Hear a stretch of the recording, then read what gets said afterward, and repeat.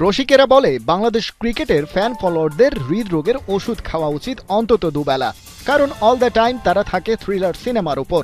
জেতা ম্যাচ হেরে যাওয়া কিংবা হারতে থাকা কোনো লড়াইয়ে মোড় ঘোরানোর যথেষ্ট রসদ আছে এই দলটার মধ্যে।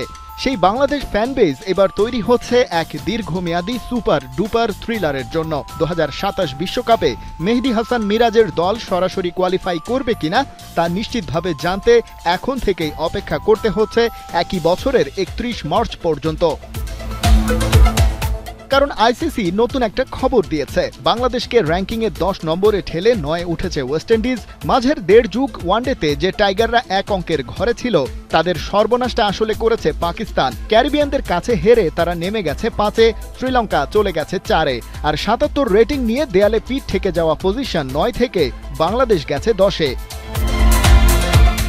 এর সাথে 2027 বিশ্বকাপের কি সম্পর্ক সেটাই এবার ব্যাখ্যা করা যাক। নিয়ম বলছে হোম টিম হিসেবে সাউথ আফ্রিকা আর জিম্বাবুয়ে 14 দলের এই আসর খেলতে পারবে সরাসরি। এর বাইরে 8 দল আসবে টপ র্যাঙ্কিং থেকে, মানে 31 মার্চ 2027-এর আগ পর্যন্ত সেরা 8 দল। বাকি 4 দল আইসিসি সিলেক্ট করবে তাদের গ্লোবাল কোয়ালিফায়ার থেকে। সাউথ আফ্রিকা আর জিম্বাবুয়ের সাথে এবার আয়োজক হিসেবে প্রথমবার নামিবিয়াও আছে বটে, তবে আইসিসির ফুল মেম্বার না হওয়ায় হোস্ট হয়েও তাদের আসতে হবে কোয়ালিফায়ার বাধা টপকেই। সেটা না পারলে হোস্ট হয়েও খেলতে পারবে না নামিবিয়া, নিয়মই বটে। কিন্তু বাংলাদেশের কি হবে? টাইগাররা তো এখন সেরা 8-এর চেয়েও 2 ধাপ পেছনে। এই অঙ্কের খেলায় বাংলাদেশের জন্য ত্রাতার ভূমিকায় সাউথ আফ্রিকা। তারা একই সাথে হোস্ট, আবার আছে সুপার 8-এও। ডেডলাইনের আগ পর্যন্ত প্রত্যাশা ওই আশেপাশেই থাকবে প্রোটিয়ারা। সেক্ষেত্রে র্যাঙ্কিংয়ে 9 থাকলেও সরাসরি খেলা যাবে 2027 ওয়ার্ল্ড কাপ। কিন্তু টাইগাররা যে 10 নম্বরে নেমে গেল, সেখান থেকে তাদের উদ্ধার করবে কে? ডেডলাইনের আগে কাদের সাথে খেলবে মেহেদী মিরাজরা, সেটাই এবারে দেখা যাক। এবছরের বাকি সময় টি-20-র ভরা মৌসুম, তার মধ্যে ওয়েস্ট ইন্ডিজ আর আয়ারল্যান্ডের বিপক্ষে 6টা ওয়ানডে। র্যাঙ্কিংয়ের অবস্থানটা ঝালাই করে নেয়ার ভালো সুযোগ। সেখানে পা ফসকালেই অবশ্য হড়কা বানে তলিয়ে যাওয়ার আছে সমূহ সম্ভাবনা, কারণ এর পরেই টাইগারদের পাকিস্তান, নিউজিল্যান্ডের বিপক্ষে লড়াই।